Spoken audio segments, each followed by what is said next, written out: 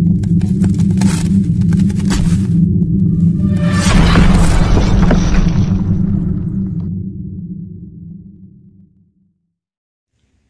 ini merupakan lanjutan kisah Dharma Yudha Garuda saat 9 Dewi Nawa Durga hadir di rumah Sastri untuk melakukan puja hari terakhir Nawaratri.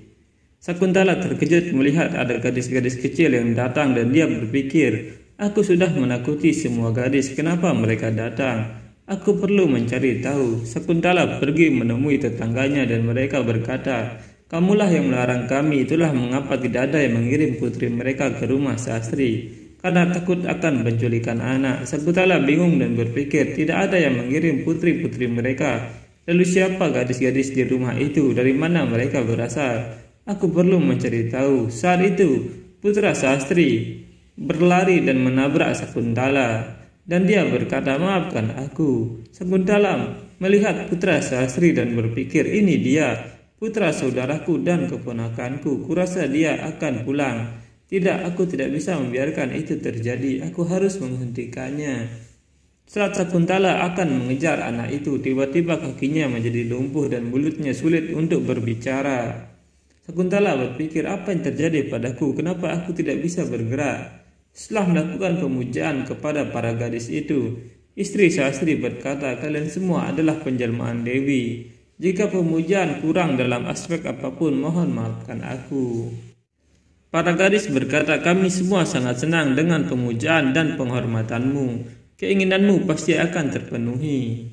Garuda berpikir, semua dewi telah memberikan restu mereka. Dia benar-benar beruntung. Para gadis kemudian pergi dari sana dan Dewi Laksmi berkata, mari kita makan sekarang. Istri Sastri berkata, kita telah melakukan puja dan mendapatkan persembahan. Kita bahkan menunggu dan tetap sabar, tapi kita tidak mendapatkan apa yang kita inginkan. Dewi Laksmi berkata, kamu menaruh kepercayaanmu pada Dewi, dan dia memberimu restunya. Tidak ada yang tidak bisa dilakukan oleh Dewi, tolong dengarkan aku, makanlah persembahan Dewi, simbol anugerah Dewi dengan pengabdian sepenuhnya. Keinginan kalian pasti akan terpenuhi. Setelah mereka memakan persembahan, putra Sastri pulang sambil memanggil ibu dan ayahnya.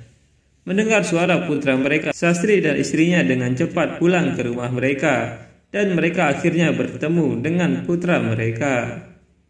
Istri Sastri berkata, nak, kemana kamu pergi? Bagaimana kamu bisa memiliki keberanian untuk meninggalkan kami? Bertahun-tahun berlalu, apakah kamu tidak pernah berpikir bahwa kamu harus pulang? Apakah kamu tidak bertanya-tanya apakah ibumu masih hidup atau sudah mati?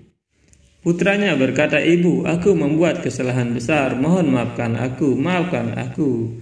Putranya bersujud dan Sastri berkata, terlambat melakukan sesuatu lebih baik daripada tidak melakukannya sama sekali, nak. Putranya berkata, maafkan aku, ayah. Sastri memeluk putranya dan berkata, kamu sudah dewasa, nak. Ibunya berkata, apa yang terjadi adalah masa lalu. Kamu telah kembali, semuanya akan kembali baik-baik saja. Putranya berkata, ibu, maukah kamu memberiku persembahan?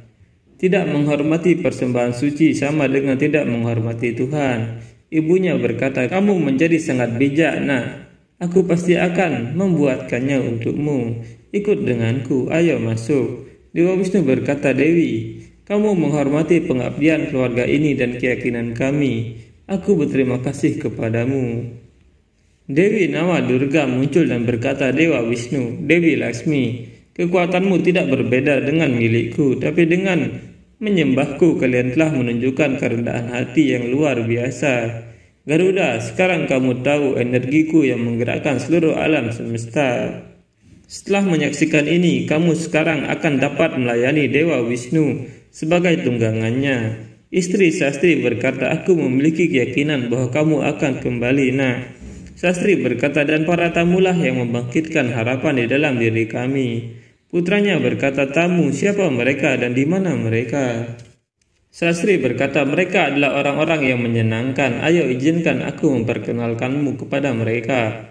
Sastri kemudian mengajak putranya menemui Dewa Wisnu dan Dewi Laksmi. Putra Sastri terkejut karena dia telah bertemu mereka sebelumnya di desa yang lain. Putra Sastri berkata, mereka adalah orang-orang yang menyarankan aku untuk pulang ke rumahmu. Seandainya Mereka tidak membuka mataku, aku tidak akan menyadari kesalahanku. Sastri dan istrinya kebingungan dan berkata, bagaimana bisa nak? Mereka telah bersama kami sejak pagi. Tapi tiba-tiba Dewa Wisnu bersama Dewi Laksmi dan Garuda telah menghilang dari sana. Sastri berkata, kemana mereka pergi? Di mana mereka? Putra Sastri berkata, ibu, lihat jejak kaki. Mereka hanya melihat ada jejak kaki yang tertinggal di sana. Dan Sekuntala juga tiba di sana dengan susah payah. Sekuntala mengingat penghinaannya kepada Dewi Laksmi dan Dewa Wisnu. Dia juga melihat kemarahan Dewi. Putra Sastri berkata, dari mana datangnya bulu ini?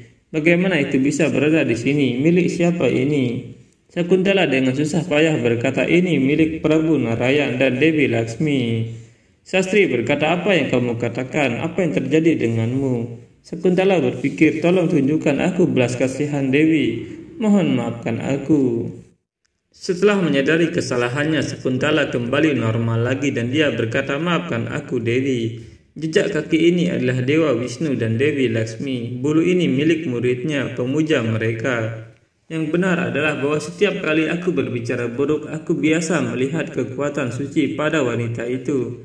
Tapi aku tidak bisa menyadari kebenarannya. Sastri berkata, jadi itu berarti para dewa mengunjungi kita untuk menyelesaikan masalah kita. Sastri berkata, jadi apa yang aku lihat untuk pertama kali adalah kebenaran.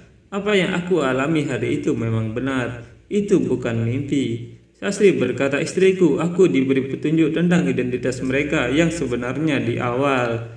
Tapi aku bodoh karena tidak mengenali mereka. Aku sangat bersyukur Dewa Wisnu dan Dewi Laksmi mengunjungi kita.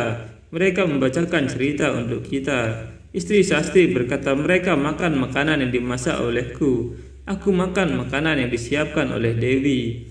Mereka tinggal bersama kita. Kita sangat beruntung. Dan berterima kasih Dewi. Kami sangat beruntung. Sekuntala berkata, saudara ipar, sebenarnya aku tidak pernah ingin putramu kembali. Aku dibutakan oleh keserakahan akan kekayaan. Tapi sekarang aku menyadari kebodohanku, aku malu, mohon maafkan aku, jika kalian bisa. Istri Sastri berkata, kakak, kita adalah keluarga, Dewa Wisnu dan Dewi Laksmi telah memaafkanmu. Saat itu Sesanaga berkata, selamat Garuda, dengan pengabdianmu kamu telah memperoleh kekuatan untuk memenuhi tujuan hidupmu. Garuda berkata, ya kakak, tapi itu tidak akan mungkin terjadi tanpa anugerah Prabu Sri Wisnu dan Ibu Laksmi. Dengan anugerah Ibu Adisakti bersama dengan keluarga Brahmana Sastri, bahkan aku akan berhasil. Sekarang aku akan dapat memberikan kebahagiaan terbesar untuk ibuku. Aku akan dapat memenuhi impian terbesarku. Ini akan menjadi momen yang luar biasa ketika Tuhan menjadikanku sebagai tunggangannya. Setelah beberapa waktu, Garuda berpikir, lama sekali. Aku harap Prabu Sri Wisnu memerintahkan agar aku bisa mengajaknya berkeliling dunia. Dewi Laksmi berpikir, aku bisa mengerti betapa bersemangatnya kamu Garuda. Aku juga sedang melihatmu menjadi tunggangan Prabu Narayan. Garuda menjadi tidak sabar dan berpikir, menunggu sedikit lebih lama dan segera aku akan dapat membawa Prabu Narayan pada perjalanan pertamanya. Si Wisnu mulai bangun dan Garuda berpikir, apakah dia bangun? Kurasa aku tidak perlu menunggu lebih lama lagi. Aku akan bersiap-siap agar waktunya tidak terbuang percuma.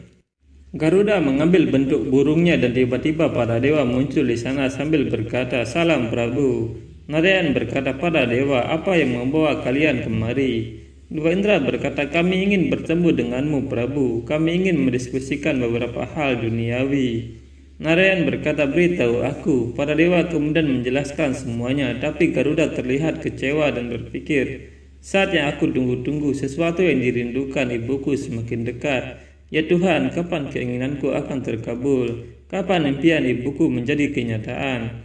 Garuda berjalan menjauh dengan perasaan sedihnya. Dewi Laksmi mendekatinya dan berkata, nak, kamu tidak bisa menyembunyikan kesedihanmu dari Winata. Lalu bagaimana caramu menyembunyikannya dariku? Garuda berkata, ibu, meskipun menjadi pemuja Tuhan, aku tidak dapat melayaninya. Itu sangat menyakitkanku sehingga aku tidak bisa mengungkapkannya. Ibu, sampai aku menjadi tunggangan Tuhan, hidupku tidak akan memiliki tujuan. Tidak berhasil dalam tujuanku adalah sesuatu yang akan sangat menyakitiku. Dewi Lasmi berkata, "Nak, tidak ada keraguan dalam pengabdianmu. Jujur saja, komitmen tak tergoyahkan daripada pemuja sepertimu menghasilkan kekuatan bagi para dewa. Dan begitulah cara mereka menjadi dewa. Nak, kamu harus kuat. Tidak ada yang terjadi sebelum waktunya."